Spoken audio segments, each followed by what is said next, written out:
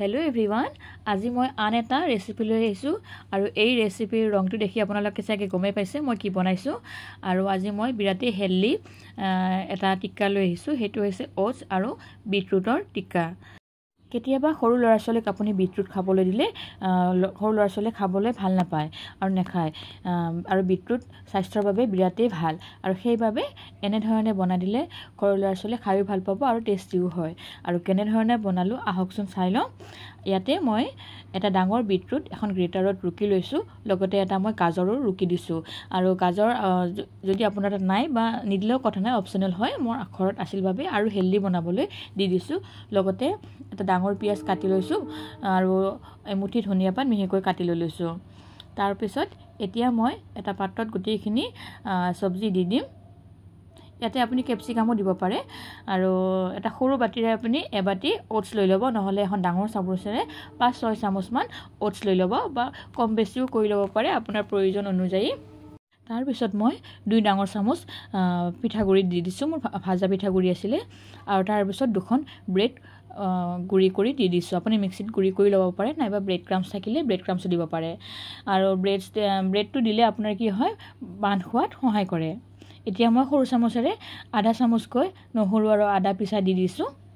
আৰু লগতে অকমান মছলা দি দিম আৰু ইয়াতে সৰু চামুচেৰে এচামুচ জিৰা দি দিছো আৰু এচামুচতকৈ অকমান কম জালুক দি দিছো আৰু লগতে আধা চামুচ মই কাশ্মীৰী মিৰ্চ দিছো আৰু লগতে নিমখ জুখমতে দি দিছো আৰু এক ডাঙৰ চামুচ মই চাট মছলা দি দিছো মছলাখিনি আপুনি পছন্দ অনুযায়ী কম বেছি কৰি ল'ব পাৰে আৰু এতিয়া ভিডিঅ দেখুৱাৰ দৰে মই গুটেইখিনি মছলাৰ সৈতে সবজি ওটছ আৰু পিঠাগুৰি ভালদৰে মিহলাই লৈ লৈছো কেতিয়াবা অকমান শুকান হলে আপুনি ইয়াতে অকমান পানী যোগ দিব পাৰে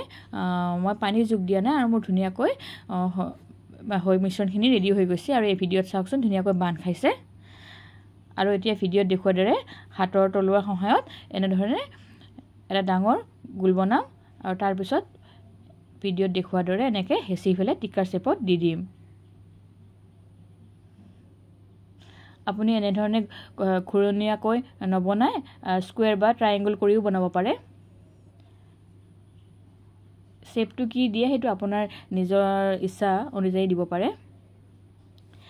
আৰু আপোনালোকে যদিহে মোৰ এই চেনেলটোত প্ৰথমবাৰলৈ আহিছে তেতিয়া হলে প্লিজ সাবস্ক্ৰাইব কৰি দিব আৰু লগতে কাষতে থকা বেল আইকনটো প্ৰেছ কৰি দিব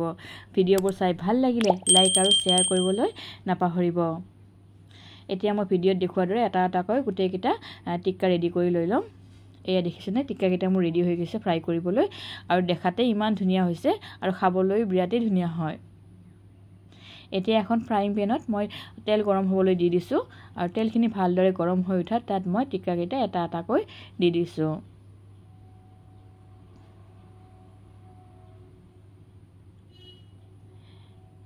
টিক্কাকিটা আপুনি কম জুইত ভাজিব নহলে পটককৈ ৰঙা হৈ যায় মই কম জুইটো কমাই ৰাখিছো আৰু এটা এটাকৈ গুটেইকিটা টিক্কা দি দিছো টিক্কাকিটা প্ৰায় মই 3-4 মিনিট মান সময় এফালে ৰঙচুৱা হ'বলৈ দি দিছো আৰু তাৰ পিছত মই ওলটাই দি দিছো আৰু আনটো ফালে ৰঙচুৱা হ'বলৈ দি দিছো আপোনালোকে এনেকৈ সৰু লৰাছোৱালীক হেলদি টিক্কা বনাই খুৱাবচোন বহুতেই বিটৰুট আপুনি সালাড কৰি দিলে নাখায় তেতিয়া এনেকৈ দি দিব পাৰে আৰু যেহেতু সৰু লৰাছোৱালীক এনেকুৱা ধৰণৰ ভেজিটেবলছ খাবলৈ বিৰাটেই প্ৰয়োজনীয় আৰু আজিকালিটো লৰাছোৱালীয়ে বাৰ্গাৰ পিজ্জা এইবিলাকে খায় কিন্তু আপুনি যদি এনেকুৱাকৈ কালাৰফুল কৰি বনাই দিয়ে তেতিয়া হলে ধুনিয়াকৈ খাই যাব আৰু আপোনালোকে যদিহে বিচাৰে এনেকুৱা ধৰণৰ হেলদি ৰেচিপি সৰু লৰাছোৱালীক দিবলৈ তেতিয়া হলে প্লিজ মোক কমেন্ট কৰিব মই নিশ্চয় দিবলৈ চেষ্টা কৰিম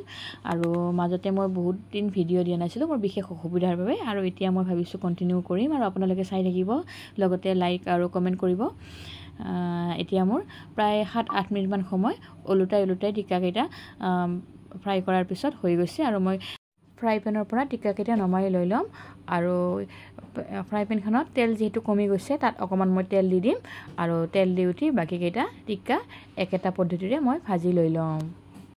প্ৰথমতে কম জুইত 3-4 মিনিট মান এটা ফালে ৰঙচুৱা হ'বলৈ দি দিম আৰু তাৰ পিছত মই আনটো ফালে দি দিম আৰু এনেকৈ দুইটা ফালে প্ৰায় 7-8 মিনিট মান সময় ভাজাৰ পিছত মোৰ টিক্কাকিটা ৰেডি হৈ যাব এতিয়া মই ফ্ৰাই পেনৰ পৰা টিক্কাকিটা নমাই লৈ লৈছো এতিয়া মই এখন প্লেটত ধুনীয়াকৈ টিক্কাকেইটা এটা এটাকৈ ৰেষ্টুৰেণ্ট ষ্টাইলত সজাই দি দিলোঁ। আৰু এই টিক্কাকেইটা আপুনি চচ নাইবা মেয়নেজৰ লগত খাব, বিৰাটেই খাবলৈ সোৱাদ লগা হয়। মই এটা টিক্কা আপোনাক ভাঙি দেখুৱাই দিছোঁ, এয়া চাওকচোন বিৰাটেই চফ্ট হৈছে। ভিডিঅ'টো শেষলৈকে চাই থকাৰ বাবে আপোনালোকক অশেষ ধন্যবাদ।